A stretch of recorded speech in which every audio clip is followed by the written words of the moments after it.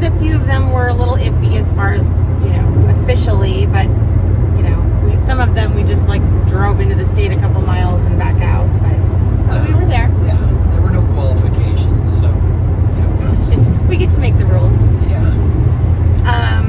And so we have our little map, which I will insert in this video, like Andy said, on the side of our motorhome where we fill in the states. And then we decided, it just kind of stumbled on a thing that we wanted to do where we were buying some stickers for the different ballparks that we went to. So we're going to add those to next to our map. We're going to put each ballpark that we've been to. So just a little fun thing. So anyway, I made a list of what we wanted to recap. So we're going to go through that. One of the Which this isn't, for the three of you that are watching, this isn't for you guys. It's really for us to remember on our next trip, or if somebody's going to make a trip, we can be reminded of things that we don't want to forget from our trip. Yes. I mean, specifically traveling wise, not necessarily places that we visited or anything like that. So one of the things was back east, they love their toll roads back east. We don't have them as much here in the West Coast. A few, but a lot of them have the Easy Pass. So we had kind of thought, we wished we'd thought about it ahead of time. We would have signed up for the Easy Pass. I think you have to get like a little transponder mailed to you in the mail, and it would have saved us a lot of trouble paying tolls. So, because when you don't have the Easy Pass, you have to go in the special lane where you have to pay. I mean, sometimes when we were staying near Chicago, we would have to go through like 3 toll booths just from where we were staying to drive into the city. So, something to think about. Parking at baseball games. It's kind of a funny one, but if you saw our Atlanta video, you saw that we went to the baseball game there, and we learned a valuable lesson. So just not to cheap out on parking if you have the choice. So when we paid for our parking online, we had no idea. We'd never been there, and I had 3 options for parking. The cheapest, middle, and more expensive. And it was only like a $10 difference from the cheapest to the most expensive, but I cheaped out as I do, and we paid the price by having to walk like a mile. It was 1.2 miles or something. Literally, like that. yeah, from each way. Yeah. Each way. And it was like, it was Atlanta. It was whatever, like 90% humidity or something ridiculous. So I thought I was gonna keel over, but we made it. We made it. So if you have a choice, and it's a few dollars, opt for the better parking. One of the things we never did on our trip, which we wished we had done, was we'd read about a suggestion while you're driving to run the generator and put some dinner in the crock pot, set your crock pot in your sink, and then it can be cooking all day while you're driving, and you get to your destination and you have a nice hot meal already cooked, ready to eat. So a few times I think that would have been nice. But yeah, and also the people online said that it's better to run the generator air conditioning because you get a lot better air conditioning rather than running the air conditioning just on your motorhome. The dash. Yeah, the dash, because that only cools down right where you're at, and it uses gas. Whereas the generator may use gas, but it's a little tiny fraction of what it does with the car. Yeah. One of the other cool things we ran across, was on the Ohio Turnpike. So on a lot of this turnpikes, toll roads, they call them service stations, and because it's a toll road, it's literally an exit that's just the service station. So it's like a gas station, convenience store, usually has some fast food, and one of them had RV parking you could park overnight, and it had actually hookups for electric.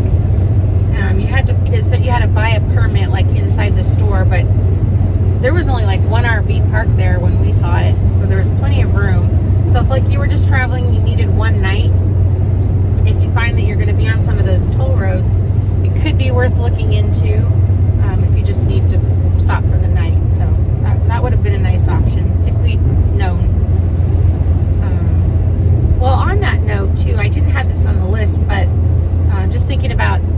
Harvest Host. So we mentioned a few times that we had used our Harvest Host program. And so we ended up using that for wherever we were just going to stop for one night. We booked a Harvest Host with, just a place to park, no hookups or anything. But it just gave us some unique places to stay, something different. Andy didn't have to get all situated into a camp spot and hook up all, sewer and electric and all that. And it was just for one night, so it really didn't matter. But we enjoyed it. It was nice. Yeah, they're good moves when you're only just traveling, just trying to get from one spot to the next. Mm-hmm. Directions. So we found not so much in our area where we live, but a few times we noticed, and especially in cities that are like older cities, we found that you will occasionally encounter like low clearance bridges. I think those are the only really potential issue driving a big RV.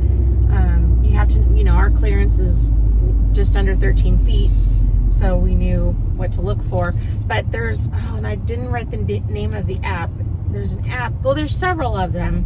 If it's something that you need, you can look it up. But it's an app for RVs where you can get RV-friendly directions. And so you can even input how tall your RV is, how long it is, and then it will give you directions based on that, so you don't end up driving into any potentially hazardous situations. Although we did find a few times that maybe it wasn't the greatest directions. I mean, it did get us where we wanted to go, but in a roundabout way sometimes that was not necessary. Yeah. At least that we couldn't tell. Mm-hmm. But we had peace of mind that we knew we weren't going to slam into the side of a bridge, so that was good. So this is favorite and least favorite. So I'll start because I know you were trying to think of yours. So my favorite place was Hershey, Pennsylvania. So just so fun. A whole town themed around chocolate and candy, and the street lights were Hershey Kisses, and there was Chocolate Avenue and Cocoa Street, and if you do get to go there, I would highly recommend. We did the trolley tour through Hershey World. We booked it at Hershey World, and it was like an hour and a half, and just really, really good history on mostly the man Hershey, but the city too, and how it all evolved. And it's plopped down in the middle of a bunch of farmlands and Amish country, and super picturesque and postcard perfect. Like, all the homes are just gorgeous, and they really take pride in their town, and just a really fun place. We did not go to the amusement park just because it was more like the really extreme roller coasters, and we're not so much into that anymore. But it could be something else fun to do.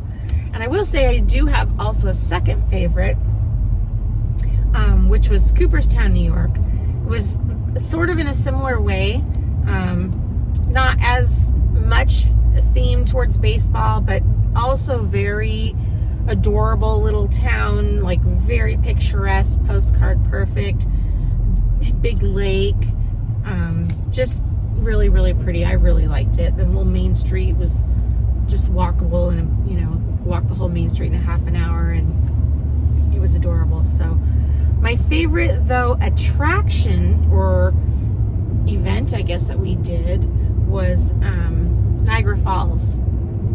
That was really, really amazing. I think it was, to me, the most fun thing we did. It was, but in a surprising way, like I didn't expect it. I'm talking about the Maid of the Mist boat, and I really loved it.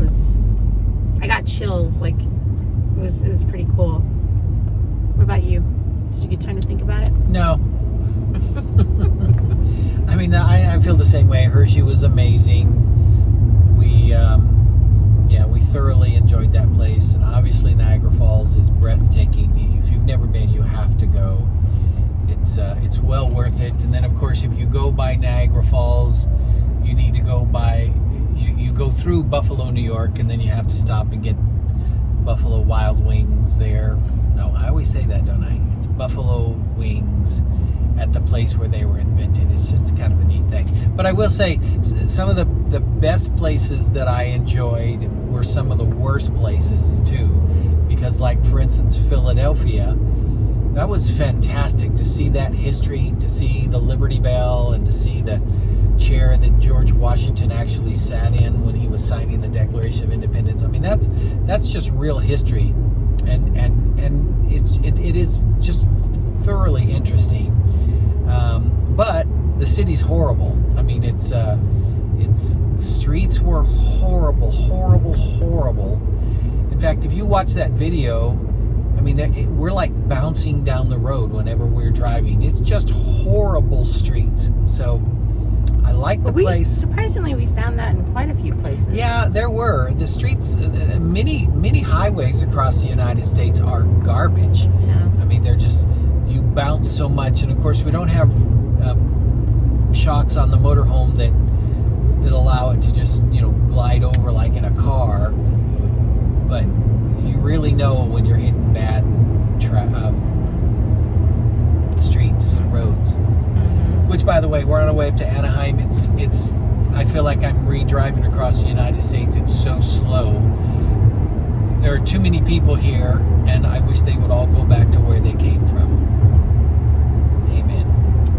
Anyways, I do also think we should give honorable mention, because early on in our trip, our favorite place was Auburn, Alabama. Yeah. So, honorable mention to Auburn.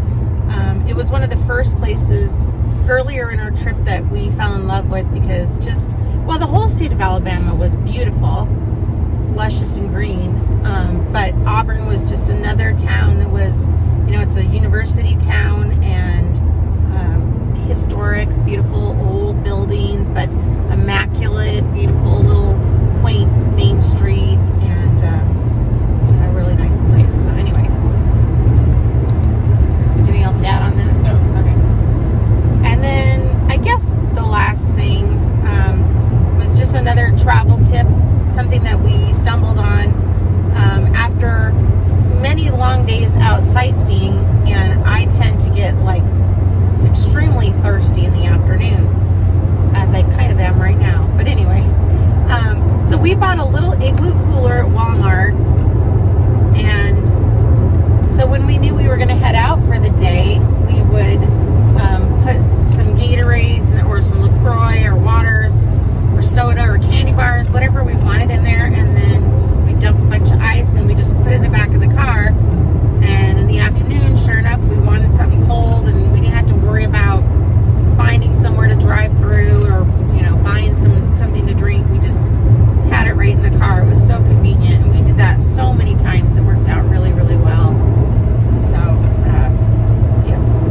Yeah, that's good. just a little tip. All right, anything else? The only other thing I had on my list was, I don't even know why I put this on the list, but was hurricanes and tornadoes. They were the two things that I was the most nervous about on this trip. Just going into that time of year, I was nervous down at the Gulf Coast. We would hit a hurricane. We did get the little tip of a tropical storm, if you saw our New Orleans video, and some really torrential rain in Mississippi, but I don't think it had anything to do with that. But so we got fortunate there. And then tornadoes. We drove all across Indiana, Ohio, Illinois, Iowa, Nebraska, and we never encountered any tornadoes. So, woo, we made it through. So, Yeah. I think that's about it. So if there's anybody who watched this entire video to the very end, just let me know and I'll send you $5, because this is ridiculous. I'm not even listening to the end of this video, so you just let me know and I'll send you $5. Honestly. Or on that note, if you do have any additional questions for us, you can post them below and we will answer them for you. So, yes, if you did make it this far, thank you very much for listening to our yammering on. We're going to post a little bit of our ball game tonight, so you can just see what that looks like if you're interested. So, all right, we'll see you in the next one. Who knows when the next one's going to be? we're here for a while. We just went back to work, so probably won't be traveling until maybe November or December. So when there's something interesting, we'll show you. Yeah.